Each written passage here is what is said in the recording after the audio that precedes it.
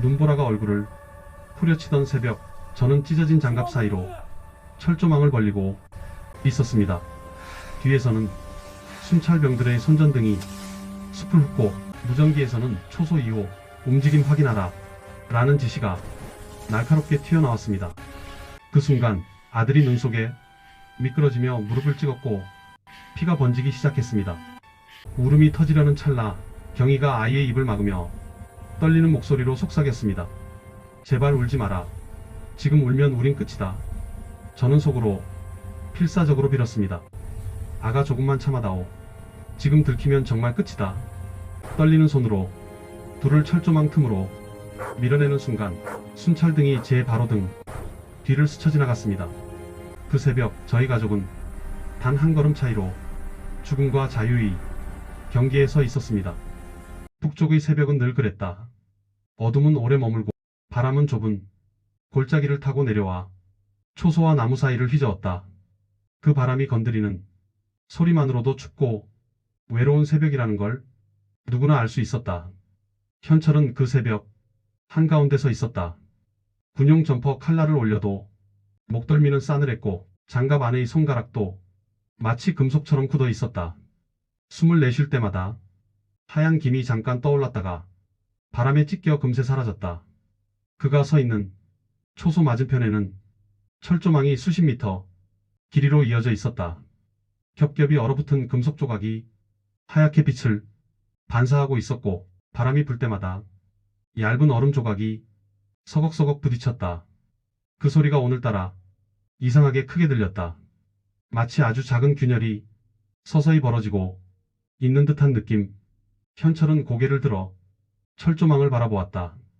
그 금속의 차가운 표면 뒤에는 아무것도 없지만 그러면서도 모든 것이 있었다. 자유, 생명, 그리고 지키고 싶은 단 한 사람들. 그때 뒤쪽에서 발자국 소리가 들렸다. 눈을 밟는 소리. 낯익은 무게감 돌아보니 후배 용철이 양손을 주머니에 넣고 다가오고 있었다. 고단해 보이는 얼굴, 피곤한 눈빛, 그리고 말하지 않아도 아는 어떤 불안 선배. 밤새 여기 있었어? 그의 숨소리는 차갑고 빠르게 끊겼다. 다 그렇지 않나? 현철은 담담히 대답했으나 그 말 속에 피로가 짙게 묻어 있었다. 용철은 가까이 다가와 초소 안쪽을 한번 둘러본 뒤 말했다. 선배 어제 쓰러진 윤동무 위에서 조사 나온답니다.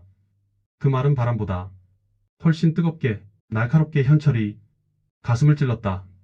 윤 병사 며칠 전부터 속이 비어 제대로 걷지도 못하던 청년 근무 중 쓰러져 눈 위에서 손을 떨던 그 모습이 아직도 선명했다. 쓰러진 병사를 들쳐 업을 때 그의 입술이 파랗게 질려 춥습니다. 그렇게 떨리던 목소리도 또 책임 묻겠다는 거 아니요. 현철의 목소리는 낮았지만 그 속에는 깊은 체념이 있었다. 용철은 주변을 한번 훑어보고 더 낮은 목소리로 말했다. 선배, 요새 분위기 좀 이상하오. 윗선이 뭔가 더 누르려는 것 같습니다. 그 말은 아무도 듣지 못한 채 눈발 속으로 사라졌다. 현철은 고개를 들어 순찰 시간표가 걸려 있는 판넬을 바라보았다. 오늘 밤도 순찰은 빡빡했다. 시간표를 읽는 그의 눈빛은 잠시 빛났다가 금세 어두워졌다. 그는 자신도 모르게 철조망 너머 어둠을 다시 바라보았다. 얼굴에 붙은 눈이 녹아 목도리를 적셨다. 그 어둠 너머에는 언젠가부터 자신을 부르고 있는 어떤 길이 있었다. 그 길이 막연해서 더 위험했고 그래서 더 마음 한쪽을 흔들었다. 용철이 한숨을 쉬며 말했다. 선배도 얼굴이 요새 안 좋아 보이오. 조심하시오. 그 말만 남기고 용철은 다시 눈 속으로 걸어갔다. 그 뒷모습은 묘하게 외롭고 흔들려 보였다. 남겨진 현철은 얼어붙은 철조망에 손을 올렸다. 손바닥에 닿는 금속의 차가움은 피부를 뚫고 마음까지 내려가는 듯 했다. 그는 속으로 짧게 그러나 분명하게 중얼거렸다. 이대로는 안 돼요. 그 순간 멀리서 날아오르는 새 한 마리가 어둠을 가르고 나아갔다. 그 새하얀 궤적이 오늘따라 눈에 깊게 꽂혔다. 새벽의 균열은 아직 아주 작았지만 그 균열은 곧 이어질 모든 것을 이미 조용히 흔들고 있었다. 집 앞 골목은 바람이 한번 휩쓸고 간 듯 눈이 한쪽으로 몰려 있었다. 짙은 새벽 근무가 끝나고 돌아오는 길, 현철의 걸음은 무겁게 눌려 있었다. 눈발은 잦아들었지만 어둠은 아직 골목에 남아 있었다. 나무문 앞에 다다르자 그 문에 새로 생긴 가느다란 금이 아침 햇빛을 받으며 희미하게 드러났다. 바람은 여전히 차갑고 문짝은 더 오래되고 약해 보였다. 그는 잠시 문 앞에서 숨을 골랐다. 아내와 아들 얼굴이 떠올랐기 때문이다. 그리고 그 얼굴들 위에 겹쳐지는 불안들이 오늘은 이상하게 더 무겁게 느껴졌다. 문을 열자 난로의 불빛이 방 안을 희미하게 밝히고 있었다. 경희는 아들의 등을 다독이며 작게 흘러내린 머리카락을 귀 뒤로 넘기고 있었다. 아이는 무릎을 감싸 안은 채 기운이 빠진 모습이었다. 경희가 먼저 말했다 왔어? 오늘은 좀 늦었네? 초소에 일이 좀 있었소. 그는 옷에 붙은 눈을 털며 조용히 대답했다. 아들은 현철의 발소리를 듣고 천천히 눈을 들었다. 그 눈은 고단함이 묻어 있었고 작은 기침이 이어졌다. 우리 아들 오늘 많이 힘들었어? 현철은 아들의 이마에 손을 얹었다. 손바닥에 뜨겁다기보다는 미지근한 열이 잡혔다. 낮에 또 좀 아팠어요. 아이가 작은 목소리로 말했다. 그 말은 가볍지 않았다. 며칠째 이어지는 기침과 어지러움. 아이가 원래 약했던 것도 있지만 요즘 들어 더 잦아진 것이 문제였다. 경희는 남편에게 시선을 옮기며 말했다. 열이 오르락 내리락 해요. 기침도 늘고 밥도 제대로 못 먹었소. 그 말은 사실을 넘어 그녀가 그동안 얼마나 초조했는지를 보여주는 목소리였다. 현철은 잠시 말없이 아이를 바라보았다. 작은 어깨가 힘없이 축 처져 있었고 입술은 바람에 찬 기운이 남아 마른 흔적이 보였다. 그 순간 아이가 무릎을 움찔하며 찡그렸다. 경희가 재빨리 손을 뻗었다. 또 아프어? 아까도 이 무릎이 계속 쑤시다더군요. 아이는 대답 대신 엄마의 팔을 조용히 잡았다. 그 손길은 너무 약해. 경희는 얼굴을 돌려 눈물을 삼켰다. 며칠째 이러니 이대로 크긴 힘들겠구나 싶소. 경희의 목소리가 갈라졌다. 그 말은 이 집안의 현실이 얼마나 벼랑 끝에 있는지를 말해주는 신호 같았다. 현철은 방 한켠에 앉으며 조심스레 말했다. 초소에서 또 병사 하나 쓰러졌다오. 경희의 눈이 크게 흔들렸다. 또요? 왜요? 식량이 자꾸 줄어들지 않소. 현철은 말끝을 무겁게 눌렀다. 게다가 윗선에서 책임 묻겠다고 조사 나온다오. 경희는 입술을 꽉 깨물었다. 그녀도 알고 있었다. 조사는 단순한 조사가 아니라 항상 누군가의 희생으로 끝나는 걸. 당신 괜히 엮이면 우리. 그녀는 말을 잇지 못했다. 하지만 그 뒤에 이어질 말은 둘 다 알고 있었다. 그밤 방 안은 생생한 현실로 가득했다. 기력 잃은 아들, 바닥난 약 줄어드는, 식량 쓰러지는, 병사들 조사 두려움, 그리고 말하지 않아도 알 수 있는 짙어진 절망의 공기. 난로에서 나무 타는 소리가 들렸다. 그 불빛은 아들의 얼굴을 약하게 비추고 있었다. 경희는 아이 머리를 쓰다듬으며 말했다. 우리 아들 괜찮아질 거요. 엄마가 옆에 있어. 아이는 눈을 감으며 엄마의 옷깃을 잡았다. 손가락이 너무 가늘고 약했다. 그 모습을 본 순간 현철의 숨이 크게 흔들렸다. 그는 경희를 바라보며 조심스레 입을 열었다. 경희, 요즘 들어 이 집 우리 아들 너무 힘들어하는 것 같지 않소? 그의 목소리는 낮았지만 마음 깊은 곳이 흔들리는 소리였다. 경희는 잠시 말을 잇지 못했다. 그녀도 느끼고 있었기 때문이다. 당신 무슨 생각하는 거요?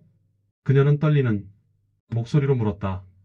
현철은 말 대신 천천히 눈을 내리깔았다. 절망과 두려움 그리고 지키고 싶은 마음이 그 안에서 서로 얽혀 있었다. 아이는 그 사이에서 갑자기 작게 기침을 했다. 그 기침은 작지만 날카로운 소리로 부부의 마음을 찢었다. 경희가 아이를 더 끌어안으며 말했다. 이대로는 정말 견디기 힘들겠구나. 그 말은 묵혀둔 절망이 처음으로 밖으로 나온 순간이었다. 그 가벼운 문장 하나가 방 안의 공기를 완전히 뒤집었다. 그리고 그 순간 현철의 마음속에서는 아주 작은 균열이 조용히 부서지고 있었다. 하루는 늘 같은 리듬으로 흘렀다. 하지만 이상하게도 그날 하루는 처음부터 끝까지 말하지 못한 불안이 차츰차츰 스며들고 있었다. 아침 햇빛은 흐렸다. 눈 구름이 햇빛을 가려 집 전체가 희뿌연 빛 속에 잠겨 있었다. 경희는 부엌에서 죽을 끓이고 있었다. 쌀이 아니라 옥수수 가루와 물을 섞어 만든 질감 없는 죽이었다. 그마저도 양을 줄여야 했다.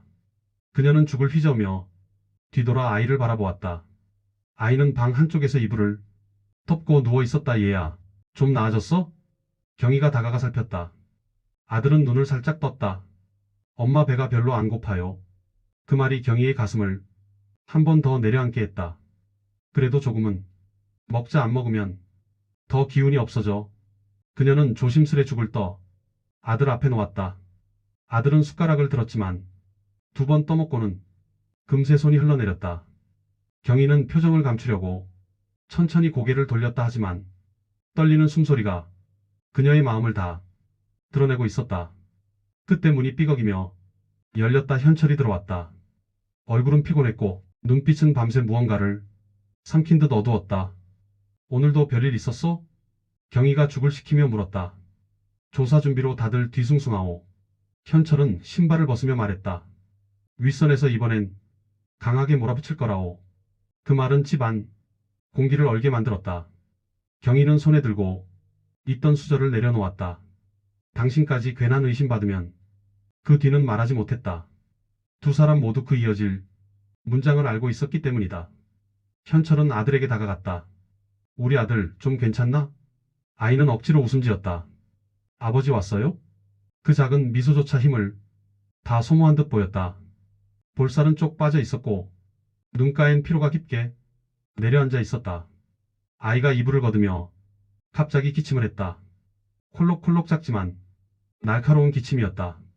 숨이 걸리는 듯한 소리. 경희가 재빨리 손을 뻗어 아이의 등을 두드렸다. 천천히 얘야. 천천히 숨 쉬라니까. 하지만 아이는 기침을 멈추고도 한동안 숨을 제대로 들이쉬지 못했다. 가슴이 오르락내리락 빠르게 움직였다. 경희는 떨리는 목소리로 말했다. 당분간 학교도 못 갈 것 같소. 몸이 너무 약해졌어요.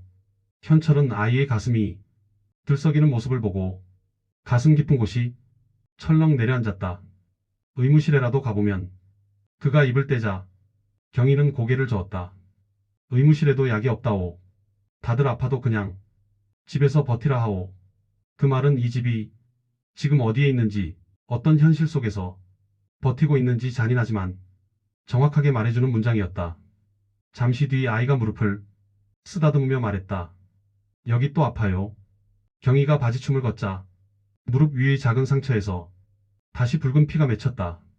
상처는 며칠째 나아지지 않고 있었다. 경희는 그 모습을 보며 입술을 꽉 깨물었다. 현철의 손도 떨렸다.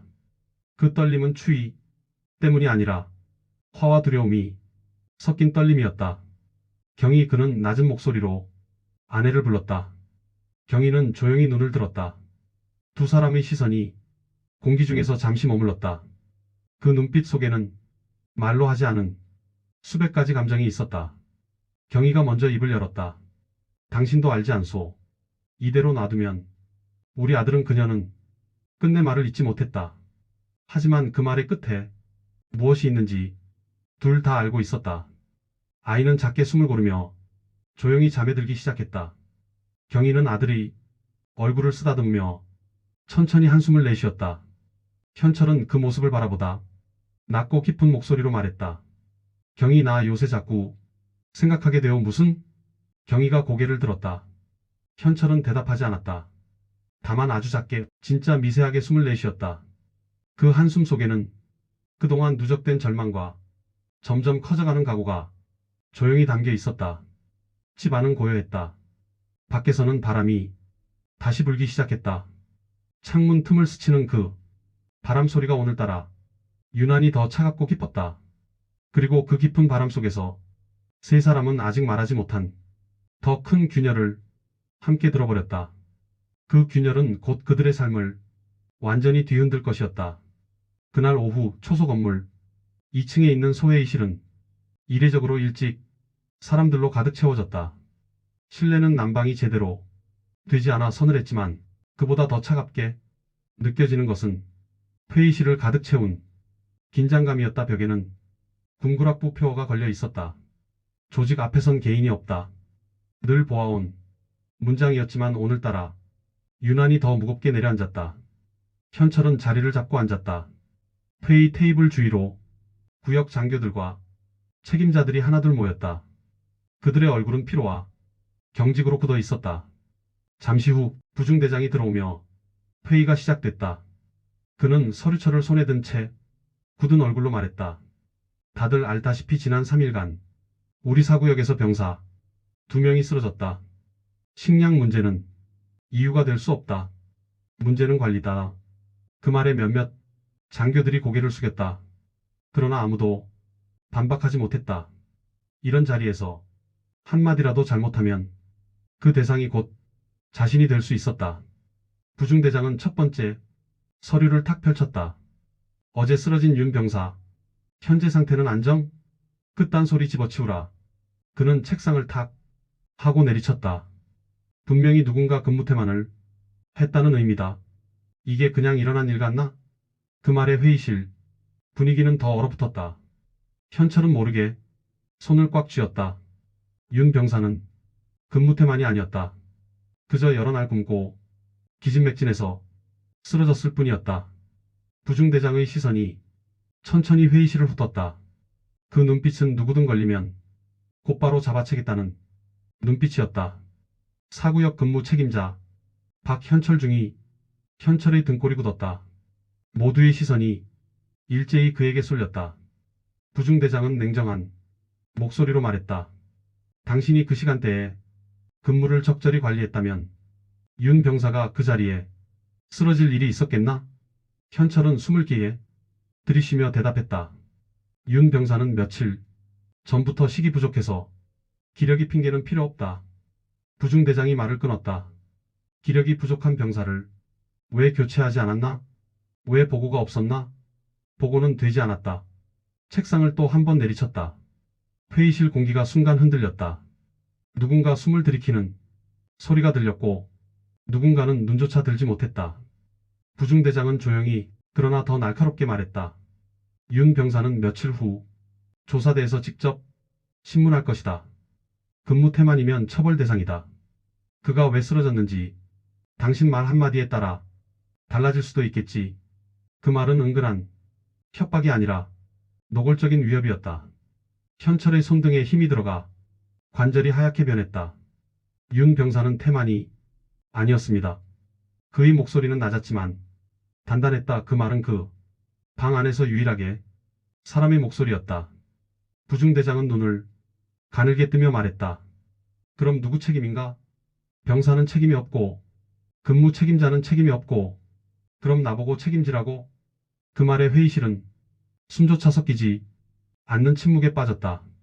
부중대장은 천천히 몸을 숙여 서류를 철썩 내려놓았다. 박중희 다음 조사 때 당신도 함께 참석해서 정확히 진술하라. 잘 말해야 할 거다. 그 말은 이미 결론을 정해둔 명령이나 마찬가지였다. 회의가 파한 뒤 사람들은 하나둘 자리를 떠났다. 그러나 현철은 당장 일어나지 못했다. 등을 곧게 세우고 있었지만 속에서는 거대한 돌덩이가 가슴을 누르고 있었다. 용철이 조심스레 다가왔다. 선배 오늘 표정이. 그는 말끝을 흐렸다. 아무 말도 할 수 없는 자리였다. 현철은 깊게 숨을 들이켰다. 윤 동무가 잘못한 게 아니다 알고 있어. 다들 안다오. 용철이 작게 고개를 끄덕였다. 현철은 잠시 더 침묵하다가 조용히 말했다. 근데도 누가 책임지든 누군가 하나 또 희생될 거요. 그때 용철이 그의 얼굴을 진지하게 바라보며 말했다. 선배 요즘 무슨 생각하는지 몰라도 함부로 움직이지 마시오. 그 말은 단순한 충고가 아니었다. 어떤 불길한 예감을 읽은 듯한 목소리. 현철은 대답하지 않았다. 대신 조용히 창밖을 바라보았다. 초소 바깥의 철조망, 그 뒤로 끝없이 이어지는 눈 덮인 산, 그리고 그 산 아래 어딘가에는 오늘도 떨리는 숨으로 버티고 있을 자기 아내와 아들, 그 모든 것이 그의 가슴 속에서 천천히 자리를 바꾸고 있었다. 어젯밤 작은 균열은 오늘 회의에서 한 번 더 크게 벌어진 셈이었다. 그는 기어이 입술을 깨물었다. 이대로는 정말 안 돼요. 그 말은 누구에게 들린 것도 아니고 누구에게 들려주려고 한 것도 아니었다. 그러나 그 말 한 줄이 이후 벌어질 모든 선택의 방향을 조용히 결정짓고 있었다. 밤이 깊어갈수록 방 안의 기운은 더 가라앉았다. 난로는 약한 불을 간신히 유지하고 있었고 바람은 창틈을 통해 매섭게 울어댔다. 경희는 아들의 이마에 적신 천을 다시 올려놓으며 조심스럽게 손끝으로 열을 가늠했다. 식지 않고 이어지는 열기. 아이가 깊은 잠에 빠진 듯 보이지만 입술은 마르고 숨은 가벼웠다. 예, 아버지. 경희가 낮고 떨리는 목소리로 부르자 현철은 천천히 고개를 들었다. 응, 왜 그러오? 얘의 열이 더 올랐어요. 경희의 손이 아이의 뺨을 쓸어내릴 때 그 떨림이 숨기지 못한 두려움을 말하고 있었다. 현철은 아이의 손을 잡아보았다. 손끝은 차갑고 힘이 전혀 들어가지 않았다. 이대로 괜찮겠소? 경희가 눈을 들었다. 그 안엔 이미 오래 참고 눌러왔던 절망이 고여 있었다. 현철은 곧 대답하지 못했다. 너무 많은 감정이 한 번에 밀려와 입술이 굳어버린 듯 했다. 아이의 작은 가슴이 들썩일 때마다 그 들썩임이 전보다 더 약해지고 있는 것이 뼈를 뚫고 느껴졌다. 경희는 목소리를 낮추고 말했다. 오늘 낮에도 제대로 먹질 못했어요. 기침도 심해지고 발도 아파해서 이 아이 요새 너무 빨리 약해져요. 그 말은 이 집의 현실을 그대로 드러내는 소리였다. 현철은 난로 가까이 앉아 양손을 모아 이마를 짚었다. 조사 이야기를 들은 지 몇 시간이 지났지만 그때부터 가슴을 짓누르는 무게가 더 커져 있었다. 당신, 경희가 조심스럽게 다가왔다. 아까 말한 그거 진심이었소? 현철은 눈을 들었다. 그의 눈에는 한 사람의 남편이자 한 아이의 아버지로서의 지독한 고뇌가 깃들어 있었다. 그래. 그는 짧게 대답했다. 이대로는 우리 아들 못 버틴다. 경희의 눈에 눈물이 고였다. 그녀는 두 손으로 얼굴을 감싸며 떨리는 목소리로 말했다. 하지만 우린 아무 준비도 없잖아요. 당신도 알지 않소. 그 길이 어떤 곳인지. 현철은 가만히 고개를 끄덕였다. 그도 알고 있었다. 강을 건너는 일이 그 어떤 전투보다 위험했다는 것을. 그래서 더 나도 두렵소. 그의 목소리는 아주 낮았다. 두려움을 솔직히 드러내는 그의 말은 어쩌면 그가 그동안 감춰왔던 모든 감정을 의미했다. 잠시 침묵. 난로에서 나무 타는 소리만 들렸다. 그때 아이가 갑자기 몸을 움찔했다. 엄마. 힘없는 목소리가 떨리며 떨어져 나왔다. 경희는 즉시 아이의 손을 잡았다. 얘야, 괜찮다. 엄마 여기 있어. 조금만 더 견디자. 하지만 아이의 눈은 반쯤 풀려 있었고 숨은 제대로 이어지지 않았다. 현철은 더 참을 수 없어 아이의 이마를 다시 짚었다. 손끝으로 느껴지는 열기와 불규칙한 호흡. 그 순간 그의 마음 안쪽에서 단단하게 잠겨있던 어떤 문이 딱 하고 부서졌다. 당신. 그는 경희를 바라보았다. 이대로 두면 진짜 얘 못 살려. 경희는 입술을 꽉 깨물었다. 눈물이 턱끝에서 떨어졌다. 가야겠구나. 그녀는 낮게 말했다. 살릴 수 있는 길이 그 길밖에 없구나. 그 말은 절망이 아니라 살아남기 위한 마지막 용기였다. 그러나 그녀는 다시 고개를 들어 걱정 어린 눈으로 남편을 바라봤다. 당신, 정말 괜찮겠소? 그 질문에는 당신을 잃을까 두렵다. 라는 말이 그대로 담겨 있었다. 현철은 경희의 손을 감싸며 말했다. 여보. 그는 아주 오랜만에 진심이 담긴 호칭을 꺼냈다. 나는 당신이랑 아들만 살면 돼. 경희는 그 말을 듣고 잠시 숨을 멈추었다. 그리고 천천히 고개를 떨궜다. 그녀의 두 뺨에서 눈물이 줄줄 흘러내렸다. 알겠어요. 경희는 눈을 감고 조용히 말했다. 그럼 우리 준비합시다. 현철은 주위를 둘러보았다. 준비할 물건은 거의 없었다. 그냥 살아온 만큼 아무것도 없었다는 것을 잔인하게 깨닫게 하는 현실이었다. 그는 작은 천 가방을 꺼냈다. 물통 하나, 감자 몇 개, 낡은 담요 한 장. 이것이 전부였다. 경희는 그 모습을 보며 말했다. 준비가 없는 게 더 무섭소. 현철은 가방을 조용히 닫았다. 그리고 아이에게 다가가 그 작은 손을 쥐었다. 그 순간 아이가 아주 약하게 아버지 손을 대쥐었다. 그 손끝의 미세한 반응이 현철의 심장을 찢었다. 그래, 그는 작게 중얼거렸다. 지금이 아니면 얘 못 살린다. 그 말이 떨어지는 순간 이 가족의 삶은 이미 되돌아갈 수 없는 길을 향해 천천히 움직이기 시작했다. 밤은 끝없이 어두워졌고 눈보라는 창문을 가차없이 두드렸다. 방 안에는 희미한 난로 불빛만이 흔들리고 있었고 그 빛이 벽에 드리운 그림자는 세 식구의 불안한 마음을 고스란히 비추고 있었다.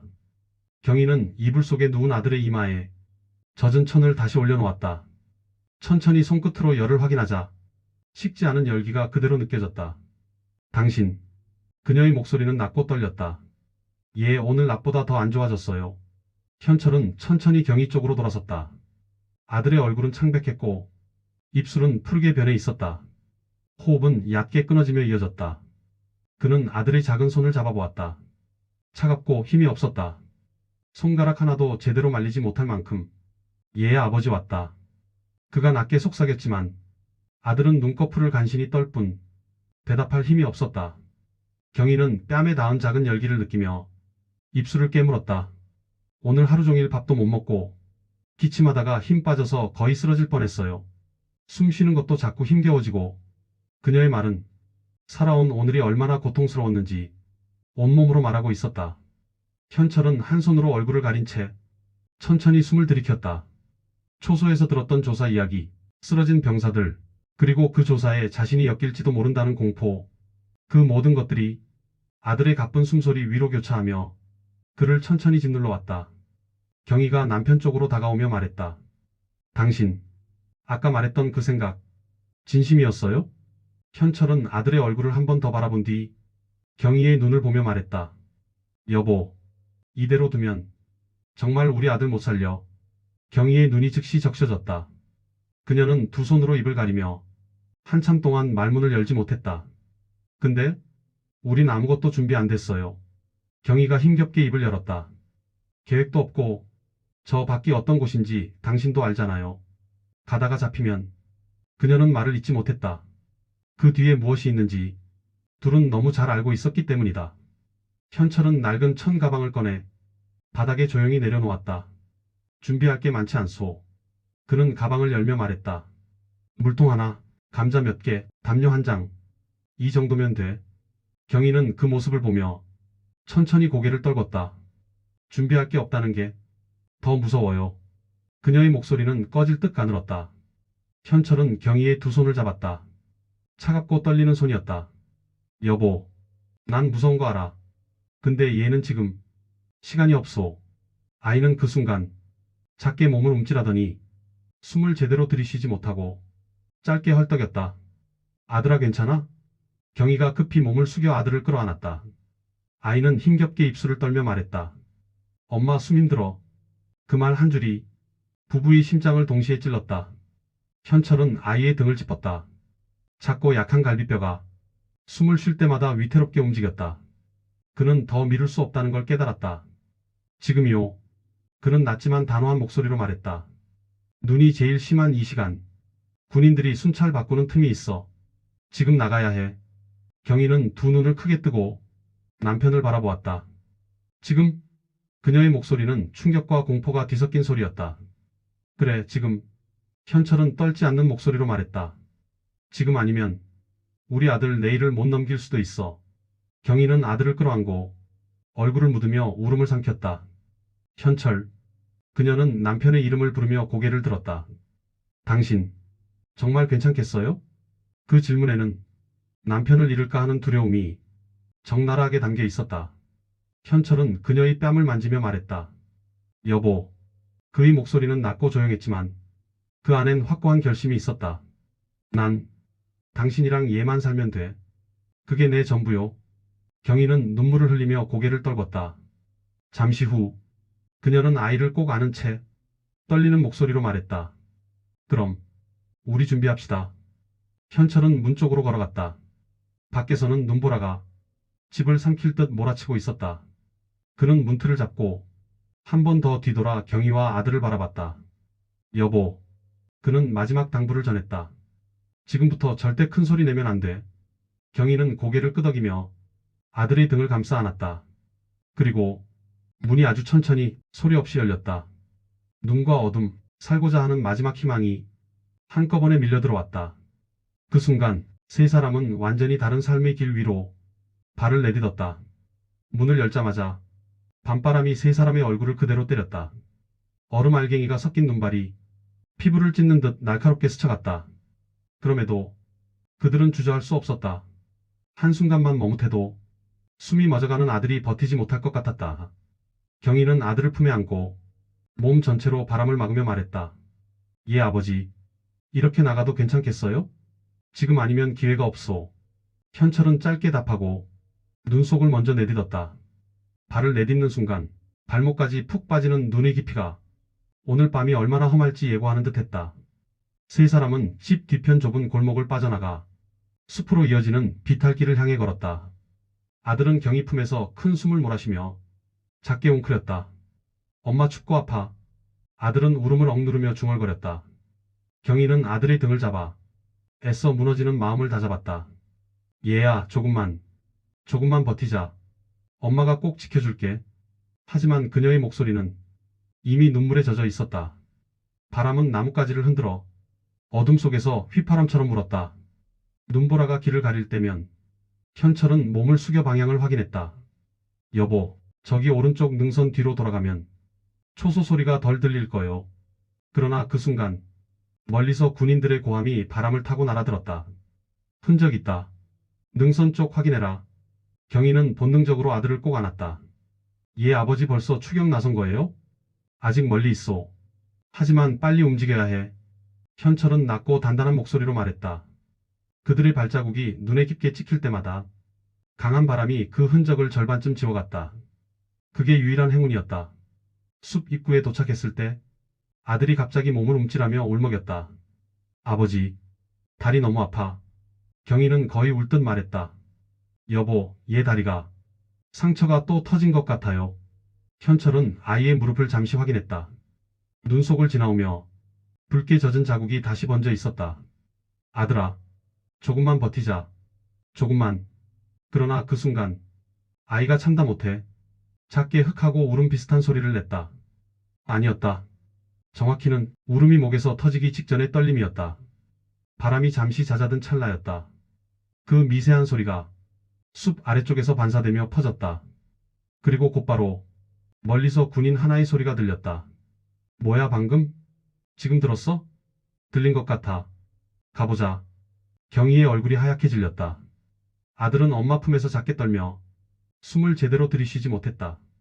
그때 현철은 눈을 질끈 감았다 뜨며 결심이 눈빛에 박혔다. 그리고 경희를 보며 낮고 떨리는 목소리로 말했다.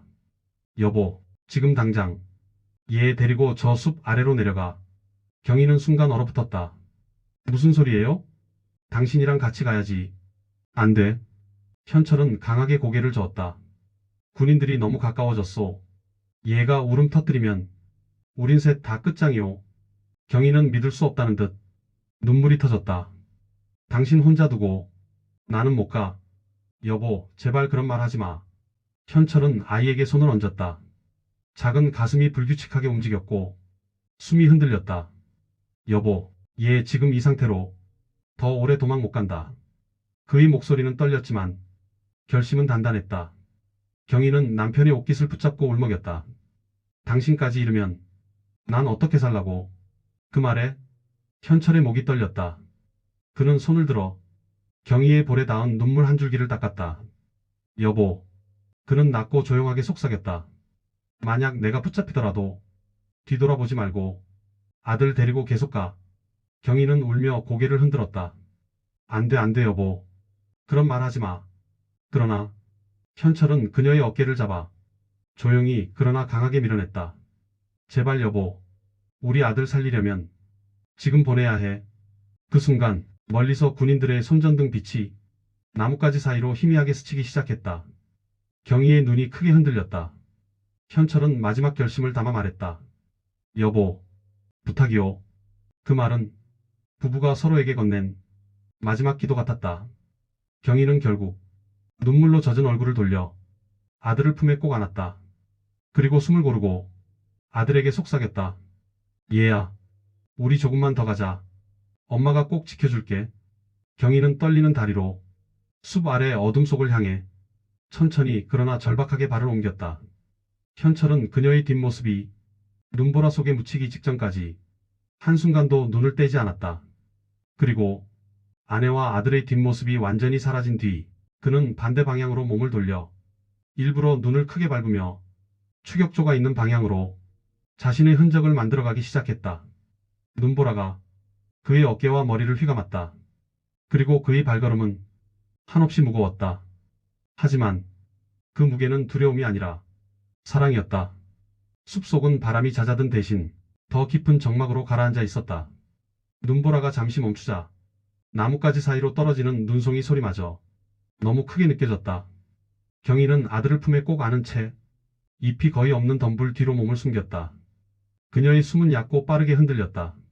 아들은 엄마 품속에서 몸을 잔잔하게 떨며 몹시 힘겨운 숨을 반복했다. 얘야, 조금만 참자.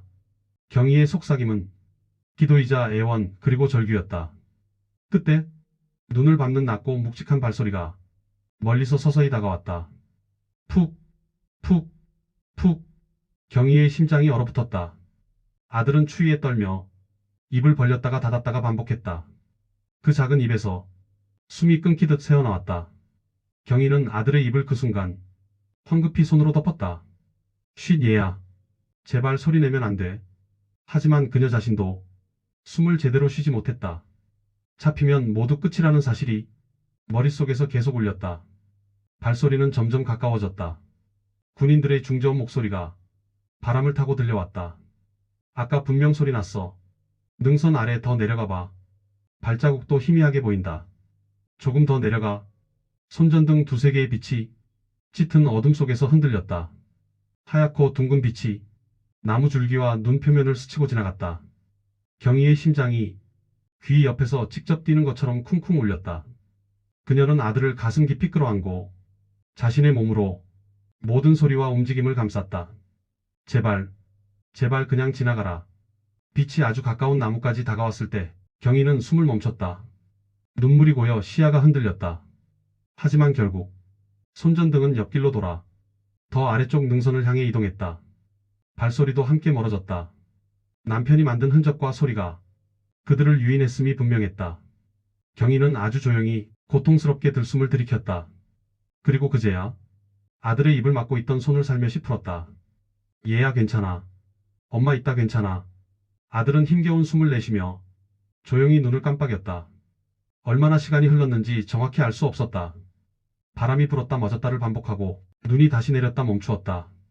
경희는 그 긴 시간 동안 한순간도 남편을 향한 시선을 숲 어둠에서 떼지 못했다. 여보, 제발 살아서 와요. 제발. 그리고 얼마나 지났을까? 조용한 바람 사이 아주 희미한 헉하는 숨소리가 귓가에 닿았다. 경희는 고개를 번쩍 들었다. 아들의 몸을 아는 채 어둠 속을 뚫어지게 바라봤다. 어둠 너머 어렴풋하게 그림자 하나가 눈을 헤치며 서서히 다가오고 있었다. 경희는 심장이 입천장까지 치솟는 듯했다. 몸이 떨리고 숨이 흐트러졌다. 그림자는 가까워질수록 고통스럽게 숨을 몰아쉬고 있었고 아무리 봐도 군인의 걸음이 아니었다. 눈발이 얼어붙은 얼굴과 젖은 어깨 위의 눈을 털어내며 그는 한 발 한 발 다가왔다. 여보. 경희의 입에서 믿을 수 없다는 듯한 소리가 흘러나왔다. 현철이었다. 그의 오른쪽 손등에는 찰과산과 흘러 얼어붙은 핏자국이 있었고 바지 한쪽에는 눈과 흙이 뒤엉켜 묻어 있었다. 군인들을 돌려세우기 위해 얼마나 거친 길을 헤치고 얼마나 큰 위험을 넘었는지 이 모습만으로도 충분히 알 수 있었다. 그는 가까이 오자마자 무릎에 한 손을 짚고 크게 숨을 몰아쉬었다. 여보, 괜찮소? 숨이 헐떡였지만 그 말에는 안심과 절박함이 동시에 담겨 있었다. 경희의 눈에서 참아온 눈물이 한꺼번에 터졌다. 여보, 당신 정말 살아서. 말끝이 흐려졌고 그녀는 끝내 말을 잇지 못했다. 현철은 떨리는 손으로 아들의 얼굴에 손을 댔다. 아들아, 아버지 왔다. 아버지 왔다. 아들은 아주 미약하게 아버지 손가락을 움찔하며 반응했다. 그 작은 반응 하나에 세 사람의 숨이 동시에 얽히며 목 깊은 곳이 울컥했다. 하지만 감정에 잠길 시간이 길지는 않았다. 근처에서 바람을 가르는 소리에 섞여 군인들의 먼 고함이 다시 들려왔다. 이쪽이 아니다. 능선 아래 더 내려가봐. 현철은 눈을 번쩍 뜨고 경희의 어깨를 잡았다. 여보, 아직 끝난 거 아니오. 지금 바로 더 아래로 이동해야 해. 경희는 떨리는 고개를 끄덕이며 아들을 품에 꼭 안았다. 응, 가요. 여보, 가요. 현철은 숨을 고르며 두 사람을 이끌었다. 눈 속에서 걸음은 느리고 힘들었지만 아까와는 달랐다.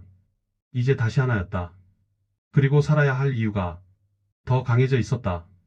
세 사람은 조용히 그러나 단단한 발걸음으로 숲 아래 어둠 속을 향해 한 걸음씩 나아갔다. 눈보라는 잠시 그쳤고 발 아래 눈이 뽀드득 울리는 소리가 이제는 위협이 아니라 살기 위해 반드시 넘어야 하는 길의 소리처럼 들렸다. 아까 용철이 눈보라 속으로 사라지고 난 뒤 세 사람은 잠시도 시간을 낭비할 수 없었다. 바람은 더욱 거세졌고 멀리서 울려오는 호각 소리는 추격이 완전히 끝난 게 아님을 증명하고 있었다. 현철은 아내의 손을 꼭 잡아 끌었다. 이제 강으로 내려가야 하오. 여기서 오래 머물면 안 돼. 경희는 떨리는 팔로 아들을 더 꽉 안았다. 아들의 숨소리는 여전히 거칠었지만 혼자라던 때보단 조금 안정돼 있었다. 눈보라가 방향을 바꾸며 그들을 향해 몰아쳤다. 얼굴을 스치는 바람 속에는 얼어붙은 강의 냄새가 실려왔다. 그들은 어둠과 바람 사이를 조심스럽게 걸어 능선 아래쪽으로 내려가고 있었다. 얼마 지나지 않아 나무 사이의 시야가 조금씩 트였고 바람 속에서 묘한 소리가 들렸다. 찰칵 부서지는 얼음 소리, 흐르는 물의 아주 낮은 울림. 현철이 걸음을 멈추었다. 그들의 앞쪽에 희미한 달빛의 반짝이는 넓은 얼음강이 모습을 드러냈다. 경희가 작은 목소리로 물었다. 여보, 저기 건널 수 있을까요? 현철은 대답 대신 강 가장자리로 조심히 다가갔다. 발끝으로 살짝 얼음을 눌러보자 얼음 아래에서 뽁하고 낮게 기포가 움직이는 소리가 들렸다. 강 전체가 단단하게 얼어붙은 건 아니었다. 곳곳이 검게 패여 있고 아주 약하게 금간 부분들이 돋쳐 있었다. 현철은 무릎을 굽히고 얼음 표면을 손으로 만져보았다. 그리고 다시 주변을 살폈다. 멀리 국경 쪽 산등성이에서는 여전히 손전등 불빛이 조용히 흔들리고 있었다. 그는 숨을 깊게 들이쉬었다. 경희, 그의 목소리는 차갑고 단단했다. 지금 말이오. 이제 건너야 하오. 경희는 아들을 품에 안고 고개를 들었다. 그의 눈동자 속에는 두려움도 희망도 그리고 다시 돌아가지 않겠다는 결의가 동시에 비쳤다. 현철은 먼저 얼음 위로 발을 올렸다. 얼음이 작게 울렸다. 하지만 깨지지는 않았다. 그는 몸을 낮추며 뒤돌아 말했다. 나만 따라오시오. 발자국이 겹치지 않게 그대로. 무엇보다 아들을 흔들지 마시오. 경희는 떨리는 숨을 삼키며 얼음 위로 천천히 발을 올렸다. 아들을 안은 품이 무겁게 느껴졌고 발바닥 아래로 얼음의 차가움이 그대로 전해졌다. 얼음 아래 숨어있는 강물은 아주 약하게 움직이며 이 작은 가족의 생명을 시험하는 듯했다. 바람이 더 세차게 불어 눈이 비스듬히 그들을 덮쳤다. 그들은 조심스럽게 한 걸음씩 또 한 걸음씩 얼어붙은 강 중앙을 향해 나아갔다. 멀리서 들려오던 군인의 호각 소리가 갑자기 두세 개로 늘어났다. 누군가 발견했다는 뜻이었다. 바람이 변했다. 현철은 얼음 위에서 몸을 낮추고 조용하지만 단호하게 말했다. 서두르시오. 우릴 찾기 전에 강을 벗어나야 하오. 경희는 아들을 품에 더 꽉 감쌌다. 아들의 작은 손가락이 엄마 옷깃을 아주 약하게 움켜쥐고 있었다. 그것은 힘이 아니라 살고 싶다는 몸부림 같았다. 현철은 이를 악물었다. 아들을 살리겠다는 마음이 그의 두 다리를 더 강하게 움직였다. 얼음 위에서 그들의 그림자가 길게 흔들리며 남한 땅을 향해 나아가고 있었다. 눈보라는 점점 더 세게 몰아쳤다. 얼음 위를 스치는 바람의 소리가 마치 인간의 숨소리처럼 날카롭게 들렸다. 현철은 강 한복판에서 발을 멈추었다. 그 아래에서 뚝하고 아주 작은 울림이 전해졌다. 얼음이 그들의 무게를 버틸 수 있을지 시험하는 듯한 음성이었다. 경희가 떨리는 목소리로 속삭였다. 여보, 얼음이 소리를 내요. 괜찮소. 현철은 반드시 믿어야 한다는 얼굴로 대답했다. 절대 한 번에 무너지진 않소. 하지만 우리가 흔들리면 위험하오. 그대로만 따라오오. 그러나 말이 끝나기도 전에 얼음 어디선가 길게 금이 달렸다. 쭉 어둠 속에서 새까만 선이 뻗어나가며 물 흐르는 소리를 미세하게 울렸다. 경희는 무심결에 멈춰섰고 아들을 안고 있는 팔이 떨렸다. 아들의 몸은 여전히 축 늘어져 있었고 숨소리도 약했다. 잠깐만요. 이러다 깨지면. 경희의 목소리는 거의 울음에 닿아 있었다. 현철은 뒤돌아 그녀를 똑바로 보았다. 그의 눈에는 두려움 대신 직접 만든 결심이 있었다. 경희, 우리는 여기까지 왔소. 바람이 그 말 뒤에 숨죽이듯 멈칫했다. 이젠 돌아갈 길이 없소. 그 말은 절망이 아니라 앞으로 나아가는 용기의 말이었다. 그때 멀리 산등성이에서 군인들의 수색등 여러 개가 한꺼번에 켜졌다. 빗줄기들이 강 위를 향해 흔들렸다. 찾았다.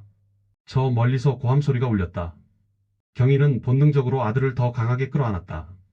현철은 즉시 소리쳤다. 움직이시오. 지금이요.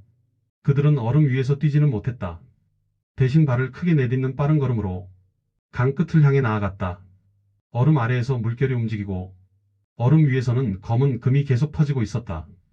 군인들의 소리가 더 가까워졌다. 멈춰. 거기 멈춰. 강 끝은 이제 눈앞이었다. 하지만 바로 그 순간 쩍! 눈앞으로 강한 금이 큰 소리로 갈라졌다. 경희는 비명을 삼켰다. 여보. 현철은 얼음이 무너질 순간을 단숨에 예측했다. 그리고 반사적으로 몸을 돌려 경희와 아들의 앞에 섰다. 그대로 그의 외침은 절규에 가까웠다. 얼음이 깨어졌다. 물 위로 깨진 조각들이 튀어올라 그들의 발밑으로 번져갔다. 그 순간 현철은 온 힘을 다해 경희의 손목을 잡고 남쪽 방향으로 밀어붙였다. 뛰어! 경희는 눈물 범벅이 된 얼굴로 아들을 품에 안고 그대로 강 끝을 향해 몸을 던지듯 뛰었다. 뒤에서 얼음이 크게 터졌다. 물소리가 울렸다.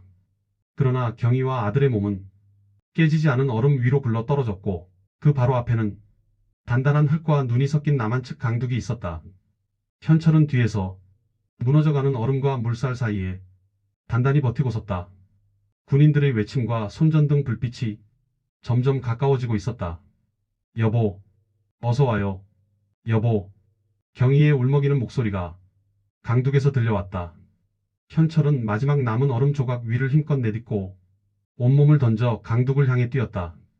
눈과 얼음이 그의 뒤에서 무너졌다. 그리고 그는 경희가 내민 손을 잡았다. 세 사람은 강둑 위에서 서로를 끌어안았다.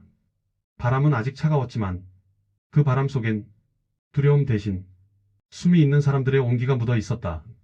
멀리서 들려오던 군인의 소리는 이미 잡히지 않는 거리 너머로 퍼져나갔다. 능선을 따라 내려오자 차갑고 날선 바람이 세 사람의 몸을 무자비하게 때렸다. 강은 바로 코앞에 있었다. 눈에 덮여 보이지 않지만 그 아래에 흐르는 물 흐름이 얼음을 긴장시키는 듯 짧은 딱 소리를 간헐적으로 터뜨리고 있었다. 경희는 아들을 품에 꼭 안고 강을 내려다보며 입술을 떨었다. 여보, 저기가 정말 건널 수 있는 곳이에요? 현철은 강 표면을 천천히 둘러보았다. 눈이 쌓여 얼음의 두께는 육안으로 확인하기 어렵고 바람이 스치는 방향에 따라 얼음이 미세하게 흔들리는 것처럼 보였다. 그는 조심스럽게 발끝으로 눈 위를 눌러보았다. 뽀득, 얕지만 선명한 소리. 아직은 괜찮소. 하지만 그의 표정은 어둡게 굳어 있었다. 경희는 떨리는 손으로 아들을 감싸 안았다. 아들의 얼굴은 더 창백해졌고 숨은 끊어질 듯 짧게 들이쉬고 있었다. 엄마, 추워. 아들의 목소리는 거의 속삭임에 가까웠다. 경희는 눈물을 삼키며 말했다. 얘야, 조금만 더 버티자. 조금만 하면 건너갈 수 있어. 하지만 그녀의 목소리도 흔들렸다. 두려움이 온몸을 감싸고 있었기 때문이다. 현철은 경희 쪽으로 돌아와 아들의 상태를 살피며 말했다. 여보, 지금 아니면 얘 못 버텨. 그 말은 살기 위한 결단이자 더는 뒤돌아갈 수 없다는 선언이었다. 그는 먼저 강 위로 발을 내딛었다. 뽀득, 얼음이 살짝 울리며 진동이 전달됐다. 발 아래로 흐르는 물살이 느껴지는 듯 서늘한 감각이 발목을 타고 올라왔다. 여보, 내 발자국 그대로 밟고 와. 그의 목소리는 단단하면서도 조심스러웠다. 경희는 한숨을 들이쉬고 아들을 품에 안은 채 조심스럽게 첫 발을 내딛었다. 뽀드득. 순간 몸이 살짝 흔들렸다. 현철이 재빨리 손을 내밀었다. 여보, 괜찮소. 내 손 잡아. 지금 천천히 그대로. 경희는 그의 손을 잡고 두 번째 발을 내딛었다. 그 순간 멀리서 군인들의 고함이 들려왔다. 능선 아래쪽이다. 빨리 확인해. 경희의 얼굴이 순식간에 하얗게 질렸다. 여보 들켰어요? 아니요. 아직 거까진 못 왔어. 하지만 빨리 건너야 해. 현철은 속도를 조절하며 말을 이었다. 하지만 아들의 상태는 점점 더 나빠지고 있었다. 아들은 엄마 품에서 숨을 들이쉴 때마다 목에서 작은 소리를 냈다. 아버지. 숨숨이. 현철은 그 말에 가슴이 무너지는 것 같았지만 표정은 흔들리지 않았다. 아들아. 조금만 더 하면 된다. 그러나 그때 여보. 얼음 아래에서 짧고 날카로운 균열음이 터져나왔다. 칭. 쨍. 쨍그르르. 경희의 발 아래 얼음이 조그맣게 갈라졌다. 흰눈 아래로 가늘고 검은 금이 뱀처럼 스르륵 퍼져나갔다. 여보, 멈춰. 그 자리에서 움직이지 마. 현철이 급히 샤우티드. 경희는 얼어붙은 듯 몸을 굳혔다. 아들은 놀란 듯 경희의 옷깃을 움켜쥐었다. 엄마. 떨어져. 아들의 떨림이 그대로 전달됐다. 경희는 눈물을 삼키며 말했다. 아니야. 아니야 아들아. 엄마 이따 괜찮아. 얼음 균열은 더 이상 퍼지지 않기만을 간절히 기다리는 듯 멈춰 있었다. 현철은 재빨리 주변을 살폈다. 강 한가운데 부분보다 왼쪽으로 조금 기울어진 지점이 조금 더 두꺼워 보였다. 여보. 현철이 낮게 외쳤다. 왼쪽으로 딱 한 발. 내 발자국 쪽으로 천천히 옮겨. 경희는 숨을 크게 들이켰다. 여보 나 못할 것 같아. 할 수 있어. 현철은 흔들림 없는 얼굴로 말했다.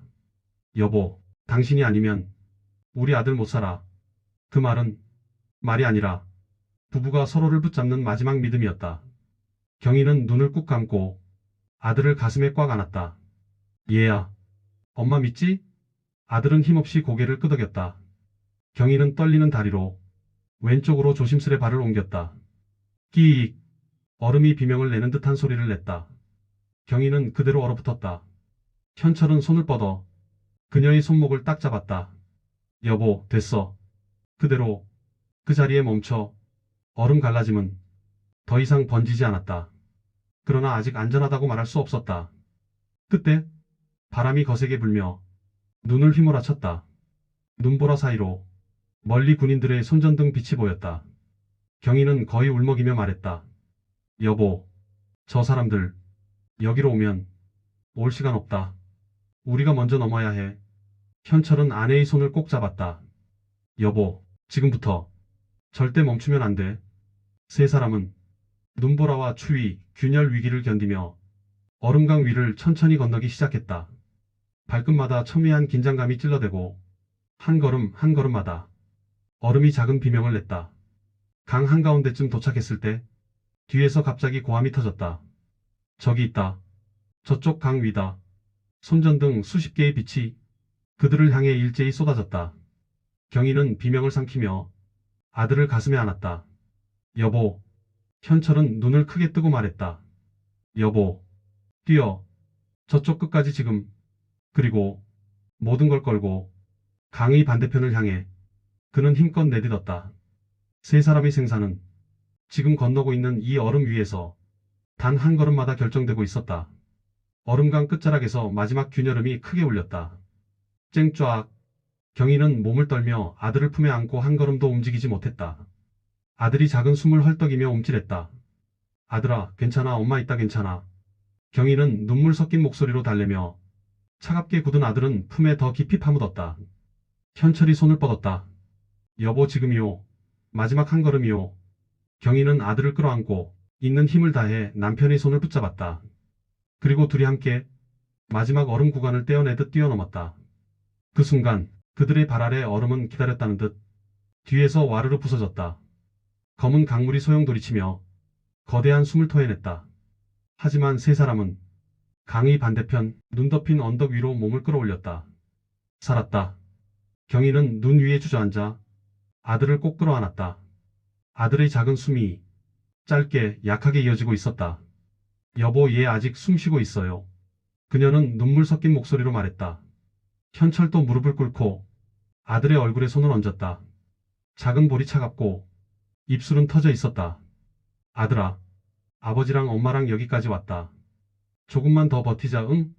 아들은 힘없이 눈을 떴다. 그리고 작은 입술로 가느다랗게 말했다. 아버지, 춥지 엄마도? 그 한마디에 부부의 심장은 동시에 무너졌다. 경희는 아들의 볼을 감싸며 눈물을 닦아줬다. 괜찮아 아들, 우리 괜찮아.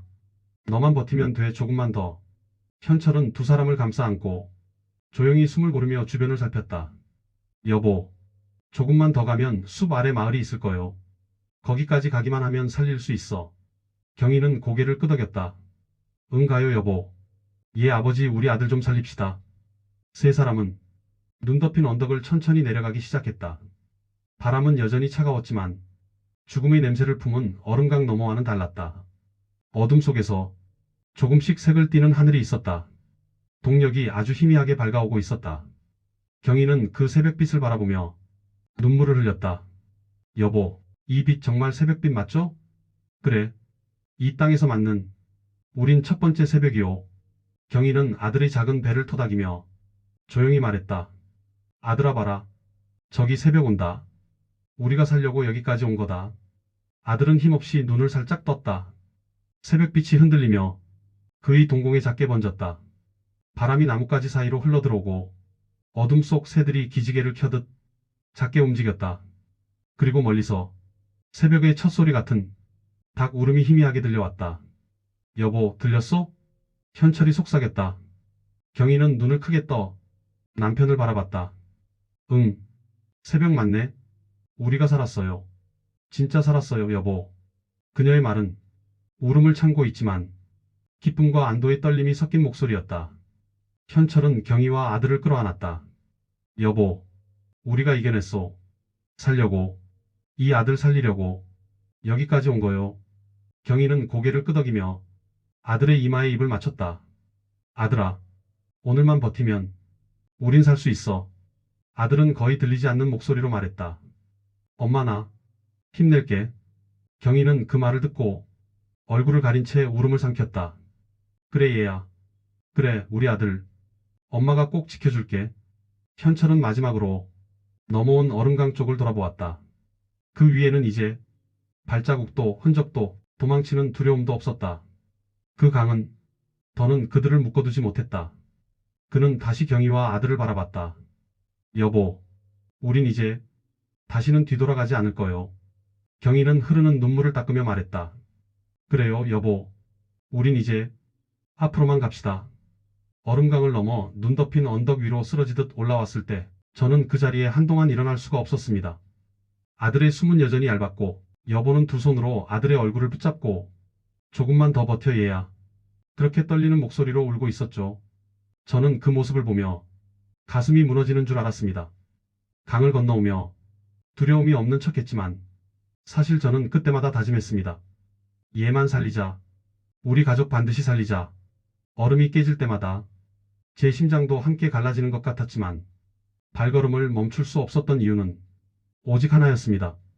아들, 그리고 저와 평생을 함께 해준 제가 지켜야 할 사람, 여보 때문이었습니다. 그렇게 저희 가족은 남한으로 넘어왔습니다. 그리고 그 순간 저는 한 가지를 아주 깊게 깨달았습니다. 사람은 살기 위해서보다 누군가를 살리기 위해 움직일 때 더 강해진다는 걸 말입니다. 그날 밤 군인의 손전등이 우리를 쫓았을 때도 얼음이 갈라질 때도 아들이 제 품에서 식어가던 그 순간에도 저를 움직인 건 저 자신이 아니라 제가 지켜야 할 두 사람이었습니다. 만약 지금 이 영상을 보고 계신 분 중에 어둠 속에서 길을 잃었다고 느끼는 분이 있다면 저는 조심스럽게 이렇게 말씀드리고 싶습니다. 새벽은 옵니다. 정말로 옵니다. 저희 가족이 그 얼음강을 건너 이 땅에 서게 된 것처럼 여러분의 삶에도 반드시 따뜻한 새벽이 찾아올 것입니다.